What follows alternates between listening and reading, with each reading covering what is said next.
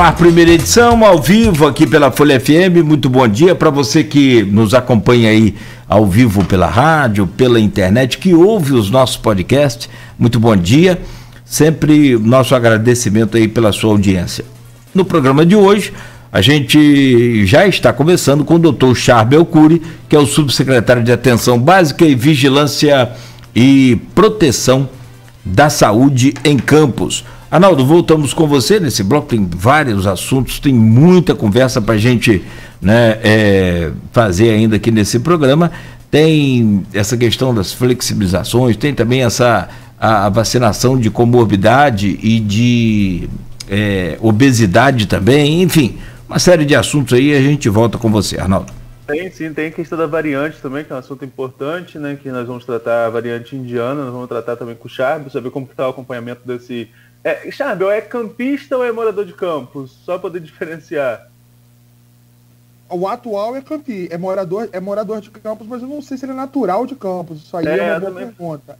Fiquei nessa dúvida os também. Os três que vieram primeiro são de Campos. Moram aqui. Tá? Okay. Mas tem mais dois que chegaram, mas não são de Campos. Moram aqui, né, vão ficar aqui em Campos, mas um deles é indiano. Entendi. A gente vai tratar já sobre esse assunto da variante. Eu vou aqui começar com um grupo agora, e aí Nogueira também tem vacina no mesmo sentido. A pergunta é da Silvana Venâncio sobre as filas de ontem no Álvaro Alvim com as pessoas com obesidade e bariátrica. Por que teve essa aglomeração? Não tinha como evitar? A prefeitura já tomou algumas medidas, né? O que aconteceu ontem e como vai funcionar agora? Bem, gente, é bom a gente informar em primeiro lugar que a vigilância, quando você estuda a vigilância, ela tem algumas regras. A primeira regra dela é trabalhar com a informação, fazer uma intervenção, avaliar a efetividade da intervenção e divulgar informações pertinentes. Quando a gente faz uma estratégia, toda hora a gente revê a estratégia, pois o que nós não podemos fazer é insistir no erro. Por exemplo, aquele filme do Homem-Aranha, O Longe de Casa, que é o segundo filme do Tom Holland, tem uma parte muito interessante quando o Happy está salvando as crianças lá em Londres, do mistério, e aí explode o avião e ele grita assim, New plan, new plan. Toda hora a gente está desenhando novos planos. A vacinação no Álvaro Alvim foi uma ideia que o Dr. Rodrigo teve comigo, pois lá temos um serviço de referência pelo SUS de cirurgia bariátrica, com um dos melhores especialistas do estado do Rio de cirurgia bariátrica, que é o Dr. Carlos Gicovati, que é um grande profissional.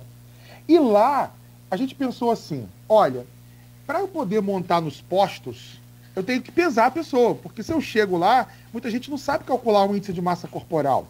Você pega o seu peso, divide pela sua altura em metros ao quadrado. Se você estiver acima de 40, você pode ir lá tomar vacina. Entretanto, a gente achou melhor fazer esse processo na hora, pois a gente iria pesar e fazer tudo isso, e lá no Álvaro Alvim tem todas essas balanças especializadas para os obesos mórbidos. E a gente não tem. Então essa foi a primeira questão. Segunda questão, chegando esse paciente lá, o programa conheceria esse paciente. E se ele precisasse depois operar, a gente já teria esse cadastro lá do programa. E a outra questão importante são os bariátricos, ou seja, as pessoas que já operaram. Pois o bariátrico não se enquadra em nenhuma classificação de comorbidade do Ministério da Saúde. Vamos deixar bem claro isso. Entretanto, numa consultoria que o Dr. Rodrigo, que é colega de turma do Carlos Gicovati, fez a ele, e num debate que nós fizemos, a gente entendeu que as pessoas bariátricas que sofreram uma cirurgia, muitas delas têm deficiência de vitamina, algumas delas trabalham com algum tipo de deficiência que pode depois impactar na imunidade. Então, é uma concessão que o município fez para vacinar, pois eles não estavam incluídos no grupo de comorbidade. Mas aí a gente reviu, porque como estava muita gente lá, a gente achou melhor o bariátrico, você não precisa pesá-lo, obviamente. Então ele tem a carteirinha digital e a carteirinha física de bariátrico. Então ele pode com essa carteirinha, com sua identidade, chegar no posto de saúde de qualquer um de comorbidade. Foi o que a gente fez para hoje. Então hoje é essa mudança. E quem ficaria no Álvaro Alvim são só os obesos, mórbidos, né, acima de 40 de índice de massa corporal, pois a gente entende que ali ele teria um serviço especializado. Olha que legal você ter, se a gente pudesse ter cada serviço especializado cuidando dos seus, inclusive vacinando. Eu acho muito interessante. Só que ajustes são feitos. Eu aproveito a oportunidade para agradecer ao nosso amigo Flávio Helzi, que é o diretor do Álvaro Alvim, da parte administrativa, que muito gentilmente ofereceu o hospital, e ontem à noite ele me liga: Charles, já estou vendo a fila aqui, ó. Tem bariátrico aqui fora, já pedi para as pessoas irem em qualquer posto amanhã. Ou seja, o cara ama a saúde, né? Então ele estava de noite, o diretor, no hospital, procurando as pessoas para orientar. Para falar, a gente não precisa esperar aqui e tal, a gente está atendendo só obeso. Então, com certeza, Arnaldo, se isso ficar para o futuro, a gente terá a lição aprendida, né? E a lição de que com a obesidade é melhor você tratar onde a gente tem um ambulatório especializado, com enfermeiros do ambulatório, né, com médico do ambulatório. Então isso é muito interessante e eu acho que Campos tem que caminhar nesse sentido com o aperfeiçoamento das ações.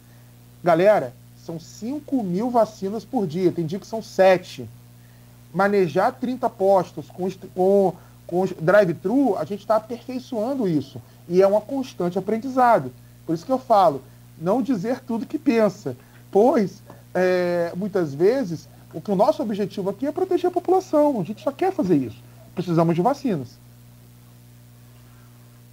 Ontem... Tem uma questão de comorbidade aí também, né? Tem sim. Tem aqui uma pergunta sobre comorbidade. E eu só queria entender, o senhor explicou bem aí, não dá para fazer uma espécie de estudo de quantos obesos tem na cidade, quantos não tem, não tem um controle disso, né, doutor? Então, era necessário que se fizesse esse primeiro atendimento e, como o senhor disse, num lugar especializado para isso. Posso falar uma coisa para vocês? Por favor. Tem dias que eu vejo uma fila com muita gente, claro, respeitando o distanciamento, respeitando o uso de máscara e tudo mais, mas eu fico tão feliz quando tem muita gente. É sinal, são dois sinais. Sinal número 1, a credibilidade da vacina. Você já imaginou se eu faço uma convocação para 10 mil pessoas e aparecem 10 pessoas?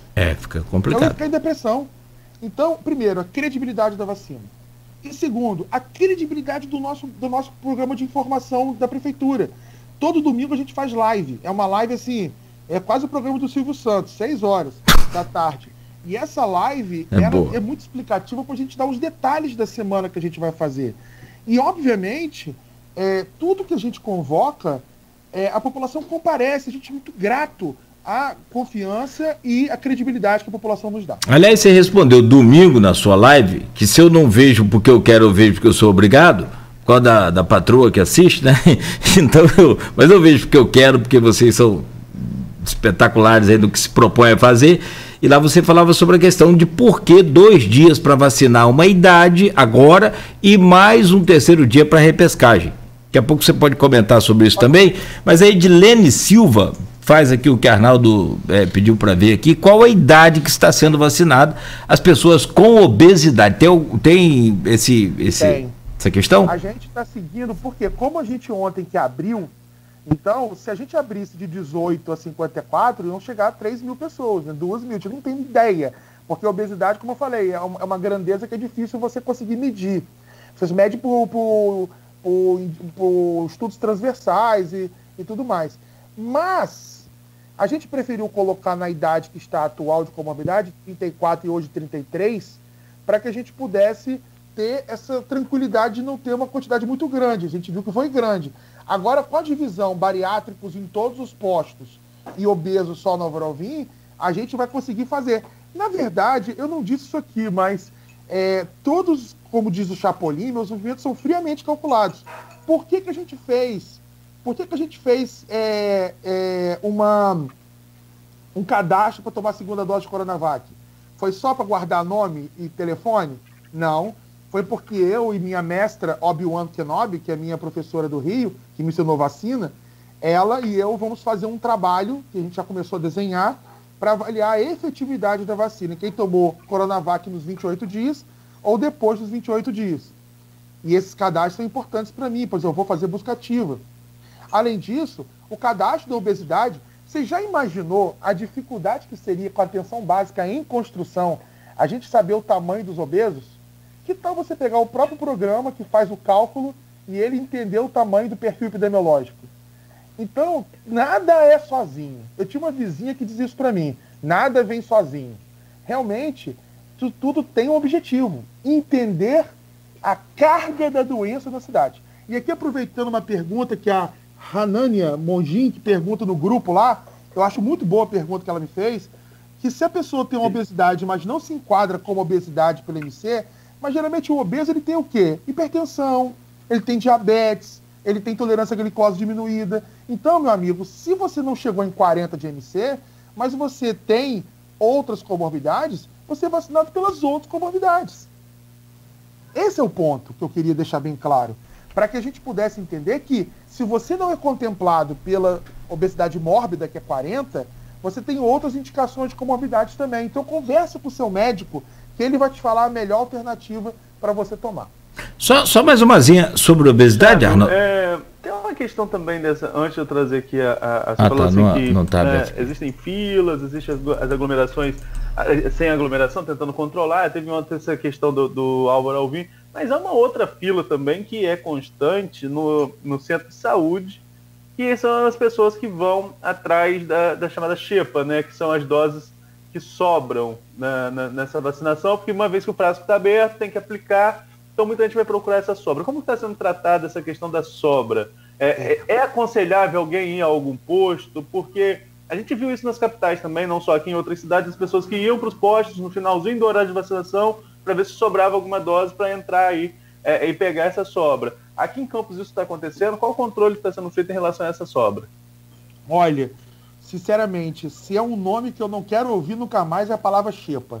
Olha, com todo respeito à dona Xepa lá, que tem um grande restaurante em Farol, né? Mas, sinceramente, isso é um motivo de dor de cabeça. Já deu briga, já deu polícia. Só que, assim, não é só em Campos, tá? Vou contar uma história de outro município. Um senhor me contou uma história que eu gostei muito da história, que foi a seguinte. Numa fila no município da região dos Lagos, estavam 5 pessoas para tomar a vacina da Xepa. Porque o critério, o Ministério da Saúde definiu já. Isso está escrito em todos os manuais técnicos. Inclusive o atual aqui agora, ele está escrito bem claramente. Eu posso ler para você. Considerando... aqui, ó.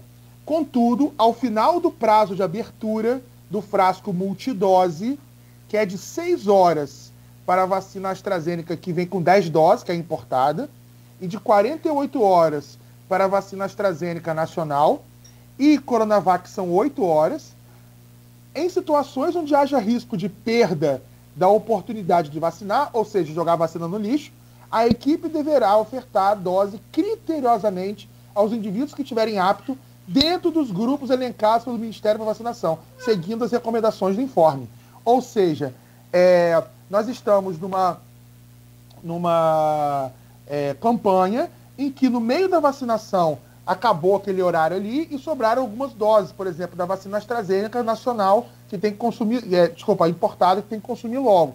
Ou Coronavac, que nem tem faltando mais, né? Mas quando sobrava também era assim. Então, o que a gente faz? A gente cadastra pessoas que vão na fila, fala assim, olha, eu sou comorbidade, mas minha idade é semana que vem. Então, tá bom. Então, a gente vai usando os critérios, que já foram idosos. E a história da região dos Lagos é a seguinte, você tem uma fila, um idoso de 90 anos, e um de 70 cadeirante. Quem tem privilégio na fila?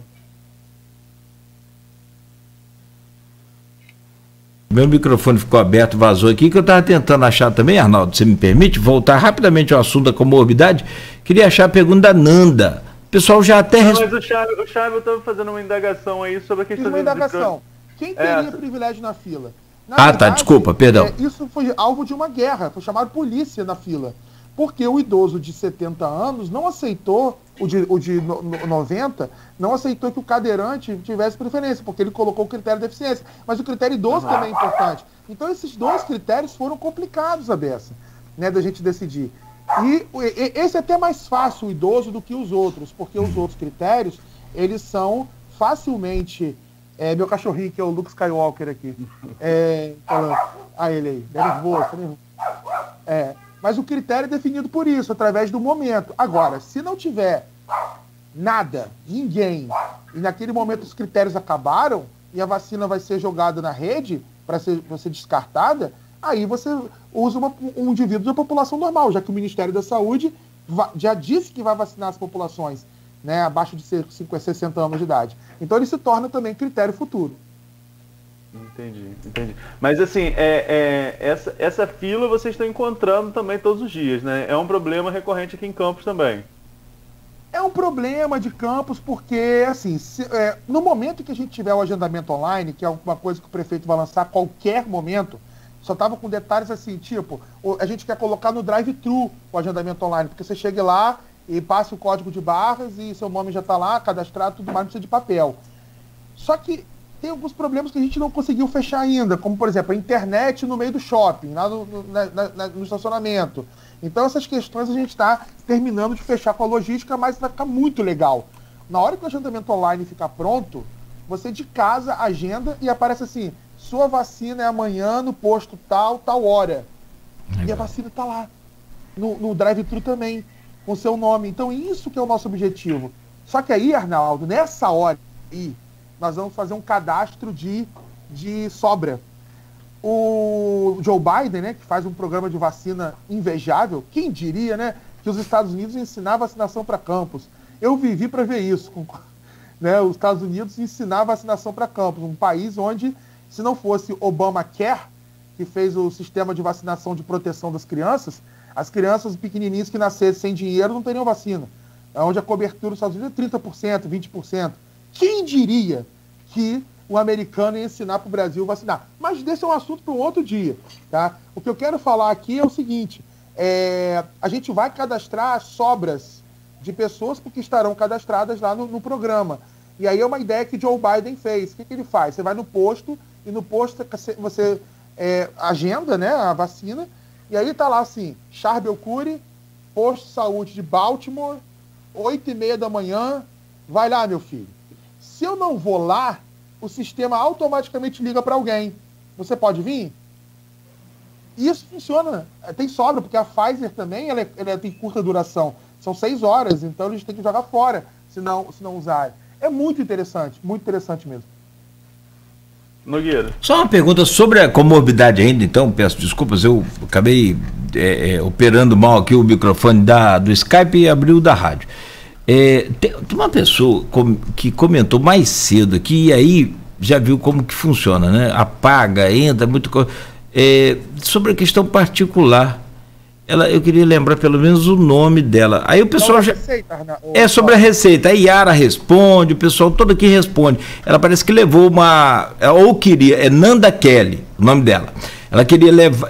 parece que ela soube que levando receita particular, o sistema não aceita. Teria que ser uma receita do SUS. Como é que é isso? Isso foi um erro do programa, tá? De quem recebeu lá. Por quê? Foram orientados que qualquer receita, até a receita que o Cremerge faz, que a gente manda online e a pessoa imprime, ela só tem que dizer o seguinte, às vezes o critério não se enquadrava, mas se enquadrar no critério, por exemplo, sou diabético, tomo metformina, e a receita válida por mais de 6 meses, independente de ser particular ou público, tem que aceitar. Tá? Então é isso que é a orientação, mas claro, né? O funcionário, gente, tem que entender, ontem, por exemplo, nós fizemos 90 vacinas dos professores. Eu estive do início ao fim da vacinação cadastrando os professores com os meus alunos. E eu disse para eles o seguinte, aplica lá a vacina, depois da 10ª, sua mente já fica meio turva. Imagina depois de 300 doses num dia. Aplica e puxa, aplica e escreve e coloca. Então, isso gente, igual o filme do Chaplin, né? Tempos Modernos, não é isso? Em que ele, depois de um tempo, aquele sistema taylorista, fordista, né, em que você entra, escreve, aplica, entra, escreve, aplica. Nós somos humanos, nós somos sensíveis, suscetíveis a errar, e isso bem claramente desde os filmes mais antigos.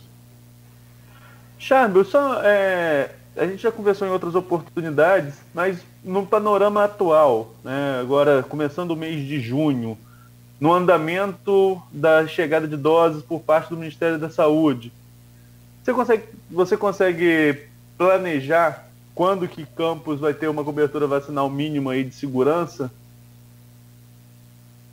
Pergunta boa, hein? Pergunta boa. Se você pegar uma das minhas entrevistas com a Aloysio, lá atrás, eu acho que foi em fevereiro ou em janeiro, né? Eu me lembro que eu falava assim, olha, eu hoje estou menos médico e mais o astro, né? Estou mais profeta, porque eu fico aqui pensando no que o Ministério da Saúde vai fazer. E felizmente, tudo aquilo que eu falei lá, se resgata essa entrevista, eu falei assim, se eu comecei a vacinação em janeiro, estava previsto para março. Então eles foram antecipando as questões. E agora tem um detalhe importante, que é a entrada da Pfizer. E além disso, a chegada da vacina da AstraZeneca, que agora ela está vindo por dois fundos, né? A qualquer momento o Fiocruz vai começar a produzir, o IFA, né?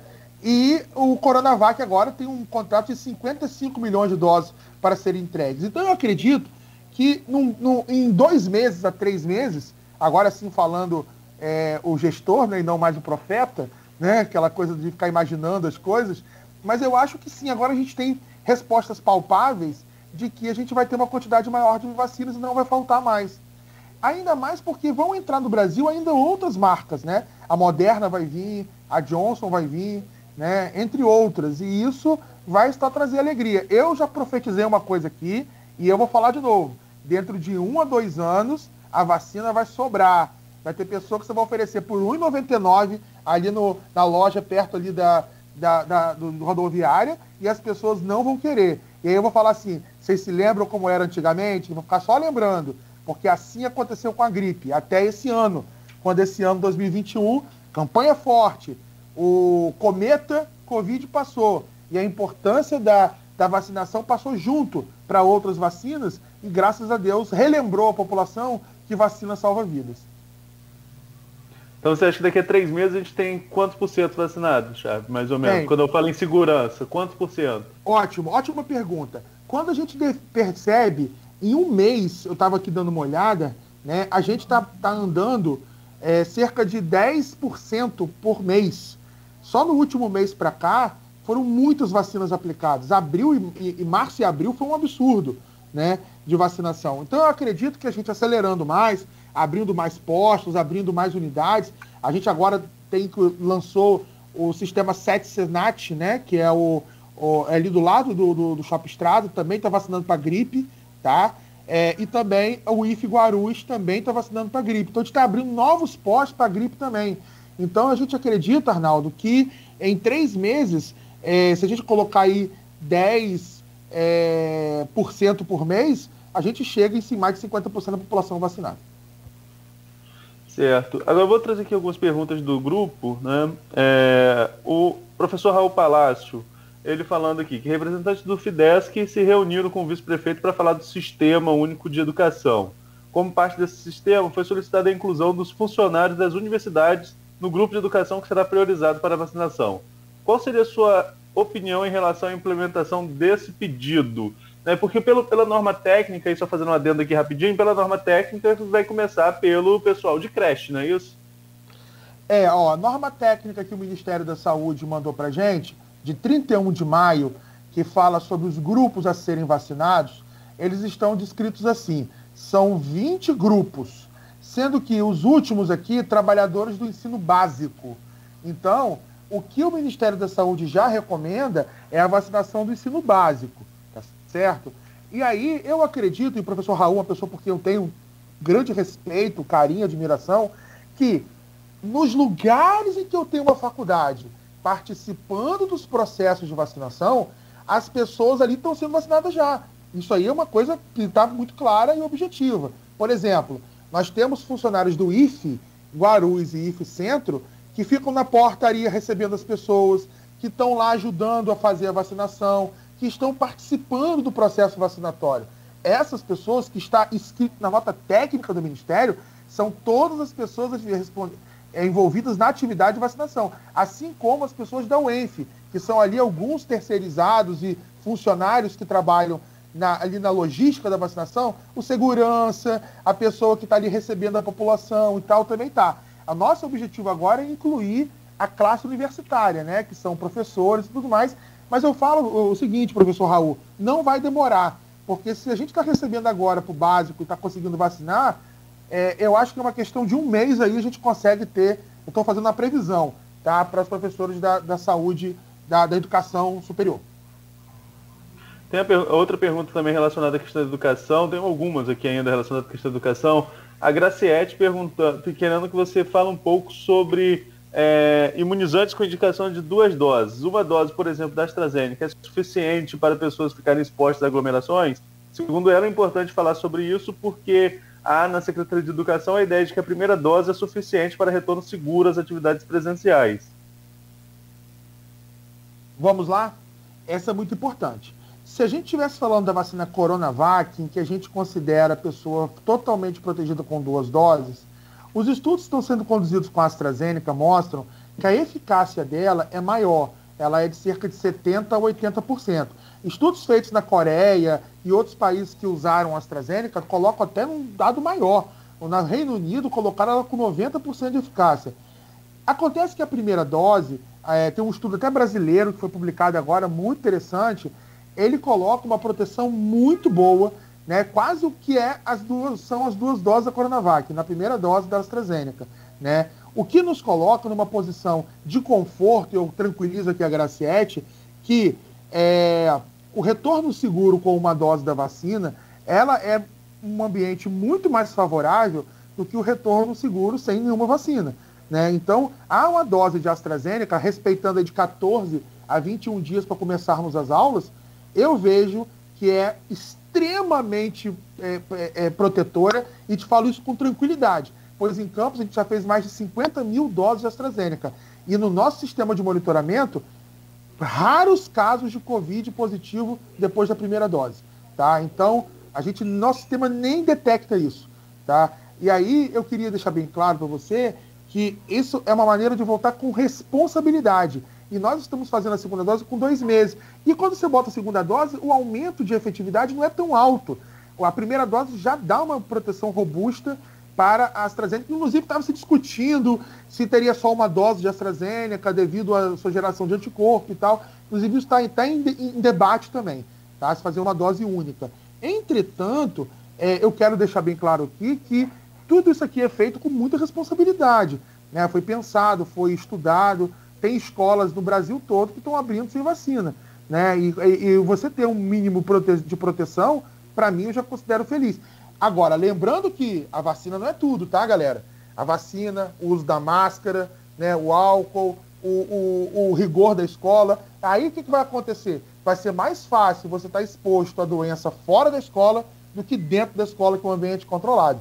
Fica mais fácil você pegar a doença no creche do papai, que é o nome que eu dou aquela... Não do filme, né? Mas são as pessoas que têm a crechezinha da tia, que abre uma casa lá e bota 5 crianças, onde você não tem um controle sanitário eficaz, do que se você está na escola usando o distanciamento seguro e usando a máscara e retirando só para se alimentar. Eu vejo que esse é um momento que a gente agora vai trabalhar também a retrovigilância, em que as unidades básicas terão respaldo junto com as escolas, para a gente poder testar a quem estiver positivo, né, numa situação de sintomas. Então o sistema de retrovigilância está bem esclarecido. O Dr. Rodrigo vai colocar mais um post de testagem na semana que vem, para a gente ter 6. Nosso objetivo são 15. Imagina, 15 unidades básicas de saúde atendendo e testando Covid. É o meu sonho, né? É o nosso objetivo. Então, só que demora, né? Porque a gente precisa de quem vai testar, é o dentista, tem que ser treinado, tem que estar com a EPI, tem que estar tudo bonitinho, o médico que vai lá atender. Ó, eu, por exemplo, toda quarta-feira, hoje é quarta-feira, então daqui a pouquinho, 9h30 da manhã, eu vou para uma unidade básica de saúde. Ninguém sabe qual é ainda, mas eu vou com o Rodrigo lá para a unidade, a gente fica lá, a gente faz a testagem, atende as pessoas, né? E a gente vê os erros, quem precisa consertar, onde está errado, a entrada que está errada, que precisa mudar, a entrada que está certa. Então a gente precisa consertar essas questões também, são importantes. Você só consegue fazer isso trabalhando, estando lá dentro do jogo. Charles, só para concluir essa questão de educação relacionada à vacina, tem uma pergunta que você chegou até a responder, outra dele, do Hanania. Ele foi entrevistado aqui, né, Nogueira? Teve com a gente aqui sim na semana passada, presidente do Sindicato dos Pais de Alunos das Escolas Particulares, o Hanania. É Hanania. Hanania, desculpa. É isso, não. Desculpa. Porque diante de tantas evidências científicas de segurança no retorno das aulas em regime híbrido, O senhor subsecretário defende o retorno presencial apenas com a vacinação dos profissionais de educação. Qual a base científica para isso? Segundo ele, por que apenas Campos em todo o estado defende essa forma de retorno, Chardo? Hanania, a resposta é simples. Você tem como se proteger. Você tem a opção da vacina. Você quer uma roleta russa? Ou seja, abre a escola e espera para ver se vai acontecer? A decisão é sua, jovem. Agora, o que eu não faço é roleta russa com ninguém. O profissional de saúde hoje, o profissional de educação hoje, de acordo com a revista Science, né, na última publicação, posso te mandar todas, ela bota bem claramente lá no meio. Eu falei isso no gabinete de crise, né? E a resposta é simples. Hoje, o profissional de educação que sai de casa para dar aula, ele está se tornando hoje um trabalhador de saúde.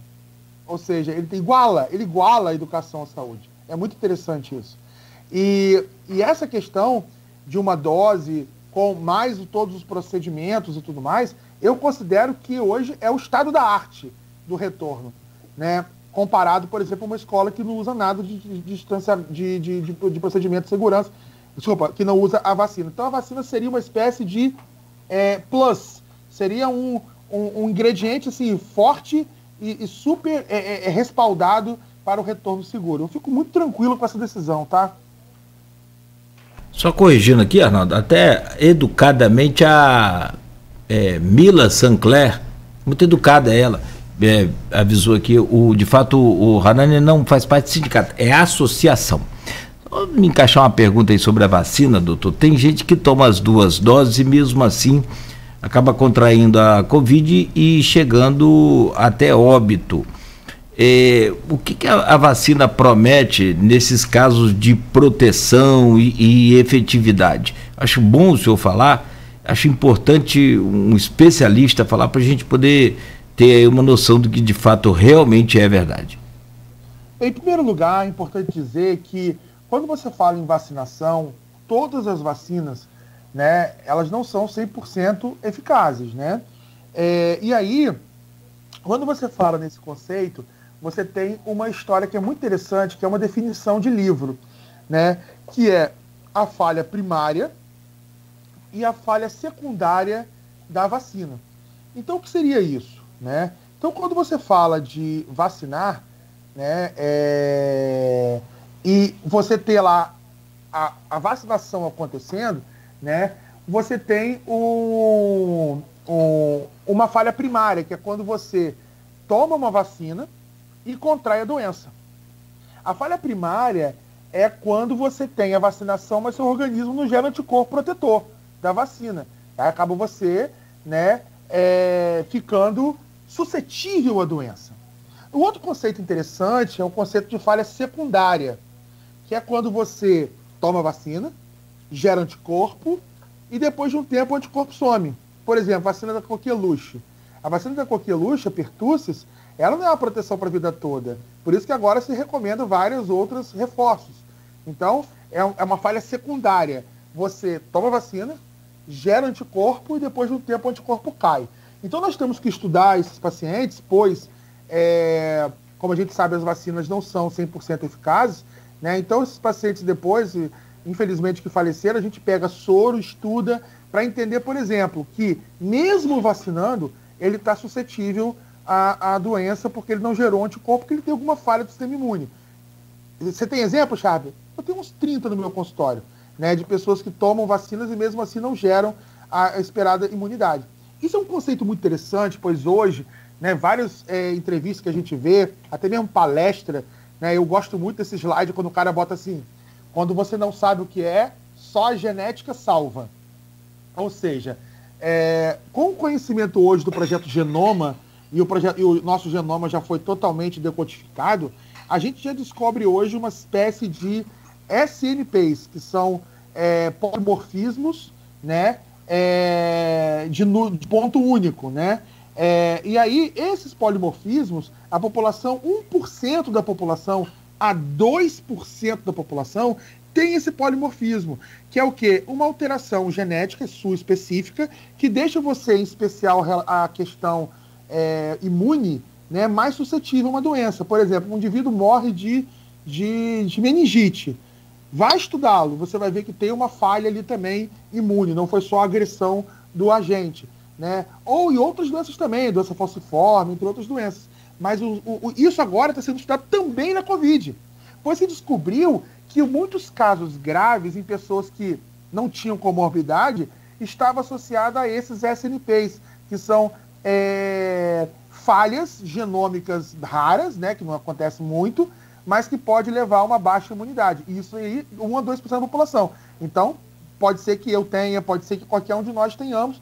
E quando a gente vê isso acontecer com uma doença, principalmente profissional de saúde que está exposto, né, eu já vi médico, né, perder a vida por falha de imunidade, mesmo tomando todas as vacinas, né? Então, a gente está exposto da hora, né, profissional de saúde principalmente. Então, a gente tem que estudar esse paciente e ver se ele é só a falha secundária, ou seja, tomou o anticorpo, acabou, ou se ele mesmo não gera anticorpo. Que é uma coisa que pode acontecer. Que hepatite B, por exemplo, tem exemplos clássicos de pessoas que tomam vacina de hepatite B a vida toda, mas não geram anticorpo. Isso é uma falha do gene na produção do anti-HBS, que é o anticorpo protetor. Bom, são 8h41. Arnaldo, a gente faz um intervalo rápido, né? 2 minutos a gente volta para fechar com o Dr. Schabel. Tem aí essa variante indiana que foi trazida para o Brasil por um campista que desembarcou no aeroporto de Guarulhos e em São Paulo, esteve em Campos e agora me parece que está no Rio. Dr. Schabel, que está monitorando junto com a Secretaria de Saúde também, e a gente fala sobre essa variante, sobre outros temas ainda, né, fechando o programa de hoje. 8h42 em Campos, oferecimento dos laboratórios Plínio Bacelar e Proteus Serviços de Saúde e Medicina Ocupacional, qualidade certificada ISO 9001-2015.